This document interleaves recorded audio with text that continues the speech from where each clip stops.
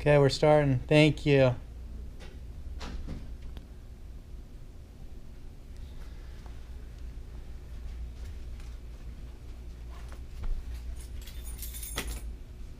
All right, phone's off. That's good.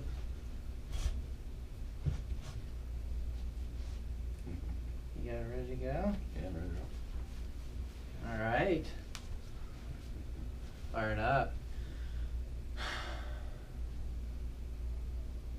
Ready to go? Let's do this. All right, Let's go beyond. You ready to go beyond? go beyond. Okay. Hello, I'm Justin Frandson here with Kelly Carter, Dr. Fellow. He's one of my longtime friends and colleagues. We were partners in athleticism in Corona del Mar together for several years, and he is one of the most versatile therapists and business professionals that I have seen.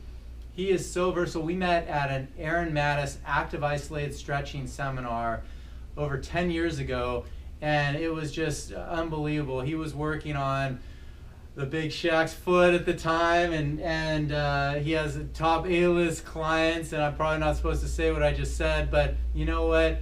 He's got an impressive clientele list of industry expert doctors and then their patients as well, and celebrities, A-list celebrities, actors, actresses, and then also elite professional athletes. So he is also a Tai Chi master and stretching, active isolated stretching therapist. He will fix any challenge that you have. He's also a mixed martial arts expert and black belt, and he was invited by Dana White to partake in an MMA fight with them, and he actually got hurt before, so he didn't get to do that. But that's the level and caliber of an athlete and industry professional that Kelly Carter is. So Kelly, we're so excited to have you here talking about how you go beyond on a daily basis, and then in addition, how you take your clients beyond in what they do on a daily basis. So thanks for joining us. Thanks, Justin. Thanks for having me as part of this. I think it's really great what you're doing, and you put a lot of heart into this and a lot of effort, and I think this is a great project.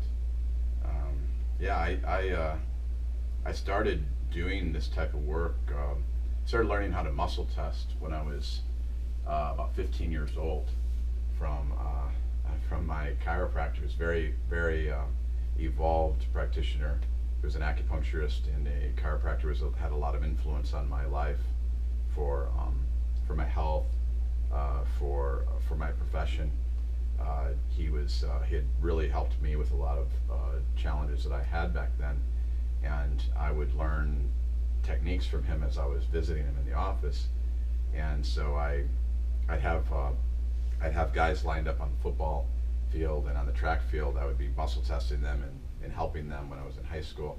So I always had a desire to do this work, and he was the first one that Dr. Dwayne Myers, he was the first one that really influenced me to do acupuncture as well, as I went to school for Oriental medicine in Chicago, and then my doctoral work here in San Diego. Fantastic. Well, Kelly has one of the most versatile backgrounds and exposed to so many different doctors and foot clinics and the best in the world, and studied with Aaron Mattis. Why don't you start off by telling us more about how you got involved with Aaron Mattis and active isolated stretching? And before you do, I'll tell a quick story. Kelly and I, when we met, I said, hey, come on down to Scripps Clinic in La Jolla. We want to have you do a seminar, and we had 70 people show up for a stretching seminar, and so we filled the auditorium down there, and I was getting calls for several weeks after saying people were complaining, or saying that they never had any more back issues or challenges. They weren't complaining about their back anymore. All their back pain had been completely gone, disappeared, and we didn't do one back stretch in the entire stretching session with them. So tell us more about AIS and how you got involved with that, doing individuals and groups and all. I started in Florida. I was living in Florida at the time, and I was training with a very elite Brazilian Jiu-Jitsu school down there. And so that was really the start of my competitive life with Brazilian Jiu-Jitsu, then going into mixed martial arts. I ran into a massage therapist one day at a party, like a mixer, and he said, "You need to be doing this." He found out what I was doing. He goes, "This is the thing you should be doing." And he told me all about Aaron, and right away I signed up for a seminar. And I went and met Aaron at the seminar, and it was already completely maxed out. There's a lot. It was like 150 people. It was, they were maxed out. It was the last person. I was the last person he took. He took me extra because I went and met him the night before he did the seminar, and I just talked to him for a while, and he says, "I think this is really good for you." So he let me in after it was already maxed out, and he and I then developed a very good relationship, and he's mentored me for now since '99, I guess it was. And so I worked with him. I worked with him in his clinic because I was in Florida at the time. I could go back and forth to Sarasota. And I immediately started teaching group classes so I could understand it myself, to teach other people how to do it. And that's the beauty of active isolated stretching, is that you don't have to be dependent on the therapist to do it. The therapist will help you make breakthroughs for sure, but if you're doing it on your own, you can learn how to do it very well on your own. You can be very proficient on this on your own, and do a great job as a self-care program. And so that's what really caught me, was that, wow, I can do this on my own, because athletes need to take care of themselves with this. Even at the highest level of people that the most affluent athletes in the world, that I've worked with, they don't have little stretching people that live with them or anything, or people that can take care of them. They really need to have someone either do that all the time, which they generally don't, or they're going to have to take care of themselves, and the best is the latter, and they're going to take care of themselves and take responsibility for their own health, as they would have much longer careers if they had a system that could really enhance their lives on their own. They take responsibility, they listen to their bodies, and that goes for all athletes, but as we know, everyone is an athlete. And so what this does is give you the great movement so that you never have to stop moving.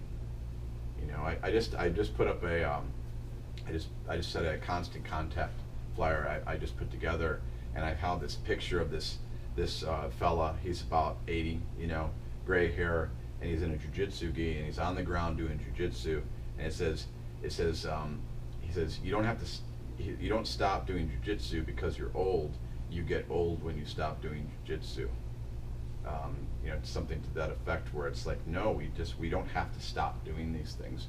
If we care for our bodies well in self-care, or in yang sheng is a concept in Chinese medicine, which is self-care, is self-nourishing and daily nourishing. We never have to really stop doing the things that we love, and as far as athletes go, they don't have to stop doing the sport they love either. This is a great tool for that. So this breaks away from how it was rooted, but that's in meeting Aaron. But that's some of the beauty of active isolated stretching, which is much different than most systems can offer. Aaron is a bit of a genius. He really came up with something unique based off of some other concepts. Reciprocal inhibition is the main principle, and but it's gentle, and it is active, and it really heals the body as you go. So it's not stretching like stretching in gym class. This is a very sophisticated technique, and it's very thorough. And to have length in tissue in places that you just never would dream that you would need that, in your fingers and your toes, and it also affects function and many levels. It affects function in your lymphatic drainage. It affects your circulation tremendously, and oxygenates your body deeply, and allows you to keep moving. What's one of the big defining characteristics of life is movement. And so what defines us, what defines that we're getting old? We stop moving, right? if we day by day keep our movement the same, you know, we are not aging so much. We want to, you know, we don't want to be that 5 years at the end of our life sick in bed. We want to be doing what we love, and then when it's our day, we're gone, right, with a smile on our face. Agreed. Mm-hmm. Yeah. Well, one of the things that really impressed me too, Kelly, is knowing that you're such a great athlete and mixed martial artist and martial artist. You have a entire routine that you do before you go and perform at that high level. So share a little more about AIS and your warm-up routine and how you apply what you know and how you treat people to your daily life as well. Yeah, you know, I caught onto that right away. So I was doing yoga before I started doing AIS. I'm always looking for something to help me with my martial arts, and I had a history of back pain anyway. So I was always working to get something to change that. And when I found AIS, it was just so perfect. And so I kind of had to design my own routine to go along with how like jiu-jitsu tournaments were and the training. So I really regimented myself through the week. Before I would do jiu-jitsu class, I would do at least 20 minutes of stretching. And 20 minutes gives me 3 repetitions on every stretch that I could have through my body. And I can get it down in three repetitions for 20 minutes is what I got down to, because it's, you know, time efficiency is really important for this, because a lot of the reason people don't stretch is because it's not systematic, and most people don't have a systematic approach, and B, it takes a lot of time, you know, and so they're like, well, you know, it's not that valuable to spend my time this way, so I'm just going to go right in. And so, like, to say how, like, it would just frustrate me so much. I was working with some really the top of the food chain in mixed martial artists that I was helping, and they were in my gym in LA, and their warm-up routine before going in and sparring other of the best mixed martial artists in the world, going in and sparring them, was basically wrap up, throw the cup in, put the mouthpiece in, move their head a little bit, let's go. Right? They're fighting the best guys in the world in sparring, and they don't warm up at all. You know, and they're all plagued with injuries. You know, so my routine is I develop 20 minutes before I would go in and into class, and I would sit down and use a belt for a lot of the stretches, so it's perfect for martial arts when you're wearing a gi and as a uniform. So I'd use my belt, I'd stretch. My coach at the time is from Brazil, George Popovich, one of the greatest coaches in the world, and he was like, Kelly, you stretch too much. You stretch too much, Kelly. But then he saw how much better I was getting. He goes, Kelly, you do your own warm up. You know, we'll do ours. You do yours. And he would let me warm up on my own. He saw the sophistication of it, and so I would then do tournaments. I do tournaments where we'd maybe have about 5 matches in a tournament. So I made sure I stretched in the morning for an hour when I got up. And so then I go to the tournament.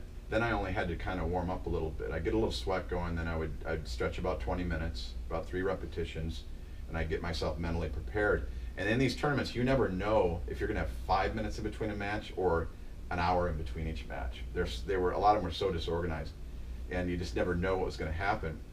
And so as soon as I'd go in, I'd do my match. As soon as they raised my hand, I would be walking off the mat. I filmed of me just walking off the mat, stretching my hands, because my grip would get so taxed out a lot of times. So I'd have this fresh grip because I'd be pumping that lactic acid through my body, ready for the next match. And then I'd go off to the side, and I'd at least go 1 repetition through the whole body just to dump that lactic acid on my body, so that I was fresh, right? So I would, so then well, maybe I had more time, then I would spend more time doing it. So in between matches, I got to stretch, then I was much more fresh than others. And I was older than a lot of the people that I was going against too, and yet I had really good endurance, you know. And So it really helps so much, and injuries happen in these sports, especially combat sports, where I would be, I remember being in class or being in a match, and my neck was just like hanging off the side of my body, you know? And I'm like this, and I'm like, well, I have more to do, so I'd go over and I would do active isolated stretching, and I was just good to go. A few minutes, I'm like, I was fine, and I go. You know, it really allows the body to reorganize itself so fast. It's really remarkable. Yeah, it's a fantastic warm-up for anyone who hasn't done it. StretchingUSA.com is where you'll find Aaron Mattis's books, and you can self-teach yourself some of the things, you know, because Kelly's out in California with a couple of places, clinics that he works out of in Orange County and LA County, and we'll have all his contact information for you as well. And when I was doing athleticism at a Scripps clinic in La Jolla, and Dean Brittenham, my mentor, trained Aaron Mattis's son. It was a baseball player, and great athlete, yeah, Lance. Mm-hmm. That's where we were initially introduced to the best stretching system that we found since. So we've been doing AIS since the beginning, and then Kelly comes in and introduces to a whole new dimension as far as bringing in all the other aspects that he does, from his awareness of muscle testing, TBM, the lifeline technique, and then being an athlete and actually competing and at such a high level, needing to really recover and perform at that high level. He used that within his whole routine, and so that's what I love, is just breaking down these routines. And so there's 3 angles of every muscle that he hits, you know, low body, then upper body, and it's just a really thorough routine. And in addition, tell us about some of the strengthening components and the joint stability routines that you do with AIS.